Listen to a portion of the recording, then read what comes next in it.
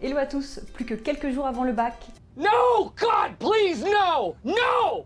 J'ai fait toute une série de petites vidéos, de conseils et de méthodologies pour bien préparer le bac ou bien pour préparer vos concours. Vous pouvez les retrouver ici.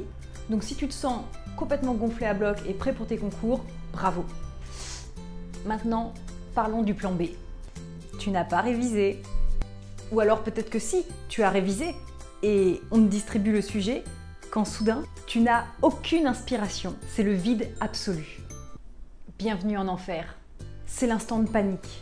La page blanche, le zéro éliminatoire, l'échec, le redoublement. Tu te vois déjà en train de raconter à tes enfants derrière les barreaux de la prison puisqu'ils sont devenus délinquants, puisque tu es au chômage, puisque tu as raté ton épreuve de philosophie.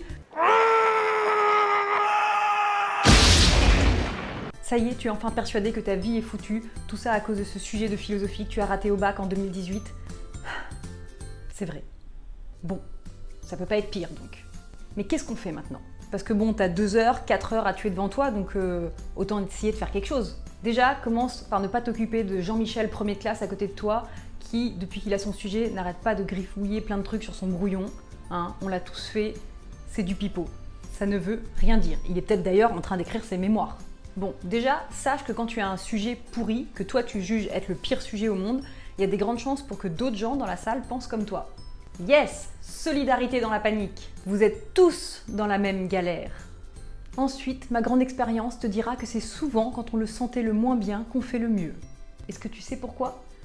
Parce que la philosophie, c'est de la réflexion.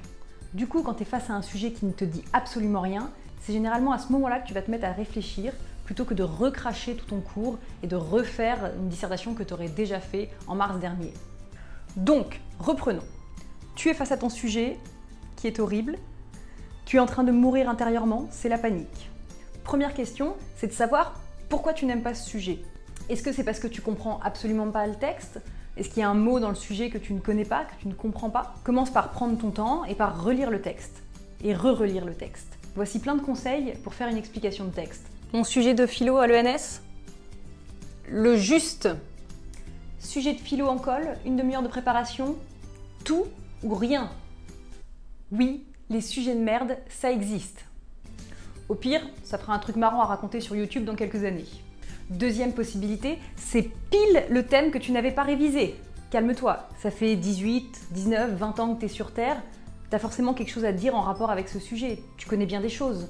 Tu es déjà allé au cinéma, tu as déjà lu des livres, tu as déjà parlé avec des gens. Je veux dire, tu vis en société, il y a forcément des choses qui sont liées à ce sujet dans ta vie quotidienne. Commence pas tout de suite à stresser sur « mon Dieu, mais quelle problématique je vais faire et quel plan, je vois pas du tout ce que je peux mettre en deuxième et troisième partie. » Oh là, tu vas bien trop vite. Il faut d'abord commencer par faire ton brouillon. Tu prends donc les jolies petites feuilles qu'on te donne et un crayon et tu écris « oui », comme Jean-Michel, premier de classe à côté de toi. Commence par des choses toutes bêtes. Si ton sujet, comme le mien, c'était le juste, bah, tu commences déjà par écrire le juste sur ton brouillon. Le juste, ça fait penser à la justice. Qu'est-ce que c'est que la justice? Tu peux penser à un petit enfant qui tape du pied en disant « c'est pas juste ». Tu peux penser aux tribunaux, à la justice qui te punit quand tu as enfreint les règles de la vie en société. Ou bien comme cette vieille personne qui dit « c'est juste » pour dire que ce n'est pas faux. Ou encore quelqu'un qui va dire « oh, qu'est-ce que tu chantes juste ?» Alors ça m'est jamais arrivé. Hein. Moi, je chante très très faux. Enfin, ça, c'est un autre sujet. Hein. Du coup, tu vois que le sujet, c'était le juste, et c'était pas la justice, par exemple. C'était pas la justesse. Du coup, qu'est-ce qui va différencier le juste de la justice et de la justesse? Et tu vois que c'est comme ça que tu commences à raisonner et à réfléchir sur ton brouillon. Simplement en mettant des mots et des expressions que tu connais. Et tu te diras peut-être que pour le moment, c'est pas de la philosophie, mais si, c'est exactement ça la philosophie. Et c'est exactement comme ça qu'on amorce une réflexion. Troisième chose qui te fait peur, tu n'as aucune référence. Genre, t'as pas un seul nom de philosophe ou d'auteur à citer en rapport avec ce sujet. Et même peut-être à citer en général. Mais genre, aucun. Je veux dire, t'as juste à la rigueur quelques paroles de Booba qui te viennent en tête.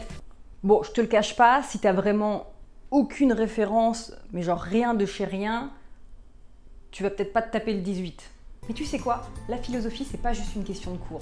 C'est une question de réfléchir, d'analyser un problème. Et en fait, la plus belle copie de philo, c'est pas celle qui a cité 54 auteurs, mais c'est celle qui est la mieux organisée, la mieux construite. Donc si t'as aucune référence, il va falloir mettre le paquet sur le plan, sur l'analyse des termes et sur la rigueur. Fais la chasse aux fautes d'orthographe. Fais la chasse aux phrases trop longues et mal tournées. Assure-toi d'avoir un vocabulaire organisé. De plus, également, a priori, n'hésite pas à caser un petit « eu égard à l'argument précédent », on pourrait en conclure que, cinquième chose qui pourrait te faire peur, c'est que tu n'as absolument aucune opinion sur le sujet.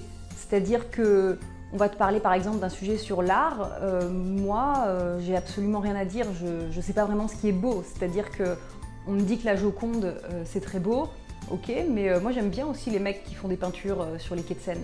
Donc j'ai l'impression de pas forcément avoir une grande culture dans le domaine.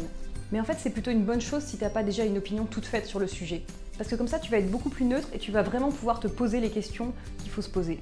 Donc voilà, pas de révision plus sujet de merde, pas de panique, tu vas réussir à t'en sortir. Si tu as des questions, n'hésite pas à me le dire en commentaire, n'hésite pas aussi à me raconter comment s'est passée ton épreuve de philosophie, je t'enverrai un petit peu de compassion. En tout cas, je te souhaite bon courage et à très bientôt. Ciao!